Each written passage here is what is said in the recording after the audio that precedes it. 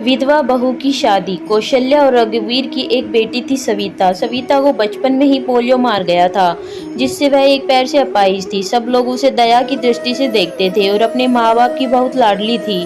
उसकी आंखों में कभी आंसू नहीं आने देते थे। सविता अपाहिज जरूर थी, लेकिन सभी कामों में कुशल थी। स्कूल में भी वह सभी अध्यापकों की प्रिय थी।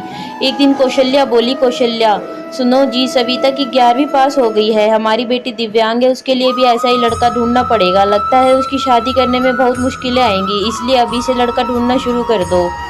रघुवीर बोला, हाँ कौशल्या सही कहती हो। सविता कितनी सुंदर और सर्वगुण संपन्न है, लेकिन पैर की वजह से मेरी बेटी की जिंदगी खराब हो गई। सविता ने अपने माँ बाप की यह बात सुन ली। वह पास आकर बोली, सविता बाबूजी, क्या मैं आप सब पर बोझ हूँ? मेरा पैर खराब है, इसका मतलब यह तो नहीं मैं किसी पर आश्रित रहूंगी? फिर कैसे हुई मेरी जिंदगी खराब? कौशल्या बोली, मन छोटा मत कर बेटी, किसने कहा कि तू बोझ है? तू तो हमारी आंखों का तारा है। सविता बोली, माँ मैं पढ़ाई के साथ साथ कुछ करना भी चाहती हूँ, जिससे मैं खुद पर निर्भर रह सकूँ। इधर सविता की पढ़ाई पूरी हो गई और उधर रघुवीर सविता के लिए लड़का ढूंढने लगा। सविता के लिए परेश का रिश्ता आया। परेश रसायन फैक्ट्री में काम करता था।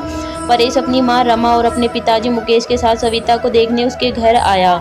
मुकेश बोला, अरे बेटा, लड़की का तो पैर खराब है। परेश बोला, पिताजी अगर मैं दिव्यांग लड़की से शादी करूंगा तो मुझे किसी का जीवन संभालने का सौभाग्य मिलेगा। रमा बोली, बेटा तेरी जिंदगी है, जो भी फैसला हो सोच संभल कर लेना। परेश, देखिए सविता जी, मैंने आपकी जिंदगी तारीफ सुनी है, मैं खुद को आपसे मिलने से रोक नहीं पाया। क्या आप शादी के लिए राजी हैं? सविता, परेश जी, मैं एक अपाहिज लड़की हूँ और आप पूर्ण रूप से स्वस्थ हो, क्या आप एक अपाहिज लड़की को स्वीकार करेंगे? परेश बोला, सविता मैं जिंदगी भर आपका सहारा बनने के लिए तैयार हूँ, अगर आपको एतराज ना हो तो। सविता बोली, अगर आप तैयार हो तो मैं खुशनसीब हूँ कि मुझे आप जैसा जीवन साथी मिलेगा। सविता और परेश की बहुत धूमधाम से शादी हुई। चारों तरफ चर्चा थी कि बड़ी भाग्यशाली है सविता, जो दिव्यांग होते हुए भी उसे इतना अच्छा पति मिला है। रमा बोली, बहू आज तुम्हारा पहला दिन है, इतनी जल्दी कैसे उठ गई? आराम से उठ जाती। सविता बोली, माँ मुझे जल्दी उठने की आदत है, मैंने नाश्ता बना दिया है, आप सब लोग नाश्ता कर लीजिए। रमा हैरान थी कि एक पैर खराब होते हुए भी सुबह उठकर नाश्ता भी बना दिया। इसी तरह सविता ने थोड़े दिनों में सारी जिम्मेदारी अपने ऊपर ले ली। सविता से सभी बहुत खुश थे। रमा बोली, परेश तेरी बीवी लाखों में नहीं करोड़ों में एक है। मैं तो डरती थी कि कहीं ऐसा ना हो कि एक दिव्यांग लड़की से शादी करके कहीं मेरे बेटे की जिंदगी खराब ना हो जाए। परेश बोला, माँ मेरा फैसला कभी गलत नहीं हो सकता, आपसे एक बात कह रहा हूँ कि अगर मुझे कुछ हो जाए तो सविता को अपनी बेटी की तरह रखना। रमा, चल पागल, ऐसे नहीं बोलते, वो अभी भी मेरी बेटी ही है। और अगले ही दिन उनकी खुशियों को जैसे किसी की नज़र लग गई। परेश की फैक्ट्री में जहरीली गैस लीक हो जाने से कई लोगों की मौत हो गई, जिनमें परेश भी शामिल था। जब ये खबर परेश के घर पहुंची तब घर में हाहाकार मच गया, लेकिन सविता तो जैसे पत्थर सी हो गई। वह खामोश थी, उसकी आंखों में आंसू नहीं थे। वह परेश को यूं ही फटी आंखों से देखती रही। कुछ औरतों ने उसे हिलाते हुए कहा, बहू रो ले, देख परेश को, वह मर गया है, अगर रोएगी नहीं तो पागल हो जाएगी, तू विधवा हो गई है, विधवा। इस तरह की बातें सोचकर सविता फूट फूट कर रोने लगी। सविता रोते हुए बोली, उठो परेश, आंखें खोलो, मैं अकेले किसके सहारे जीऊंगी? अभी तो मैंने तुम्हारे साथ कुछ ही दिन गुजारे थे, फिर मुझे अकेला छोड़कर क्यों चले गए? परेश का अंतिम संस्कार हो गया और सविता के अरमानों का भी। रमा बोली, अरे ये क्या बहू, सफ़ेद साड़ी क्यों पहनी तुमने? सविता बोली, माँ सबने मुझे कहा कि मेरे जीवन के सब रंग परेश के साथ ही चले गए, अब मुझे सफ़ेद साड़ी ही पहननी है। रमा बोली, नहीं बेटी, तुम हमारे दुख को और मत बढ़ाओ, आज से तुम कभी भी सफ़ेद कपड़े नहीं पहनोगी। हफ्ते महीने यूं ही शौक में गुजर गए। कौशल्या और रघुवीर सविता को लेने के लिए आए। कौशल्या बोली, मेरी बेटी का जीवन तबाह हो गया, पूरी जिंदगी अकेले कैसे काटेगी, इसलिए हम उसे अपने साथ ले जाना चाहते हैं। रमा बोली, देखिए समदन जी, सविता कहीं नहीं जाएगी, आप उसकी शादी करके कर्तव्य मुक्त हो चुके हैं, लेकिन अब हमारे भी कुछ कर्तव्य है। हमारी बहू हमारी बेटी बनकर हमारे पास ही रहेगी। ये कहते हुए रमा ने सविता को गले से लगा लिया।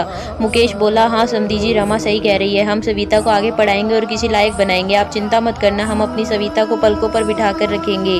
सविता बोली, माँ बाबूजी, परेश इनके इकलौते बेटे थे, अब वो नहीं है तो ऐसे में मैं भी इनको छोड़कर चली जाऊँ, ये सब सही नहीं है, मैं इनके पास रहकर ही इनकी सेवा करूँगी। सविता के माँ बाबूजी चले जाते हैं। अब सविता अकेली थी, उसने अपना सारा ध्यान पढ़ाई में लगा दिया है। ऐसे में उसकी मुलाकात गौरव से हुई, जो समय समय पर सविता की पढ़ाई में मदद करता था। गौरव मुकेश के दोस्त का सबसे अच्छा बेटा था। उसका काम के सिलसिले में परेश के पिता के पास आना जाना लगा रहता था। गौरव इंजीनियर था और बड़ा ही सलीम स्वभाव का संस्कारी लड़का था। चारों तरफ औरतें बातें बनाने लगी और एक औरत बोली, अरे देखो कैसी विधवा है, ये सफ़ेद साड़ी नहीं पहनती, पति का जरा भी दुख नहीं है। तो दूसरी बोली, बन सवर कर कॉलेज जाती है, बेचारे रमा और मुकेश का तो बुढ़ापा ही खराब है।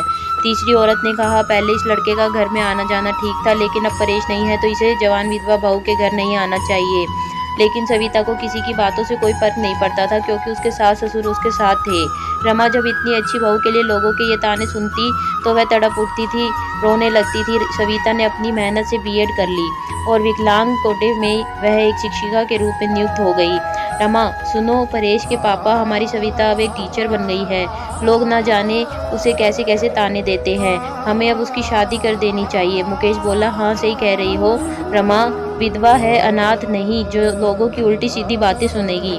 हम अपनी बहू की शादी धूमधाम से करेंगे। मुकेश ने जब अपनी बहू के रिश्ते की बात जब कुछ लोगों से की, तब लोग कहते, अरे मुकेश, तू पागल तो नहीं हो गया, विधवा बहू की शादी करना चाहता है तू? मुकेश, हाँ, मैं उसकी शादी करना चाहता हूँ, उसकी ज़िंदगी से विधवा शब्द हमेशा के लिए मिटाना चाहता हूँ।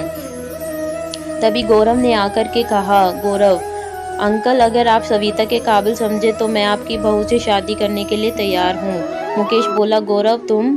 गौरव बोला, हाँ मैं। मुकेश बोला, मुझे यकीन ही नहीं हो रहा है कि मेरी बेटी तुम्हारे जैसे लायक और होनहार बेटे पसंद करेगा।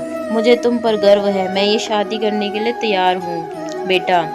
तभी मुकेश घर आकर के सविता से कहता है, सविता बेटी, तुम जानती हो मैंने हमेशा तुम्हें अपनी बेटी से बढ़कर माना है। मैं चाहता हूँ कि तुम्हारी ज़िंदगी की अधूरे सपने को पूरा करूँ। मैं तुम्हारी शादी गौरव से करना चाहता हूँ, तुम्हें कोई एतराज़ तो नहीं? सविता बोली, पिताजी, परेश की जगह शायद ही मैं किसी को दे पाऊँ, लेकिन आपने जो मेरे लिए किया है वो कोई नहीं कर सकता। आपका फैसला मेरी सर आँखों पर है, जैसा आप कहें मुझे मंजूर है। और फिर सविता और गौरव की धूमधाम से शादी हो गई और अब सब खुशी खुशी से रहने लगे। अगर आपको हमारी यह वीडियो पसंद आई हो तो चैनल को सब्सक्राइब करके वीडियो को लाइक ज़रूर कर देना। Thanks for watching.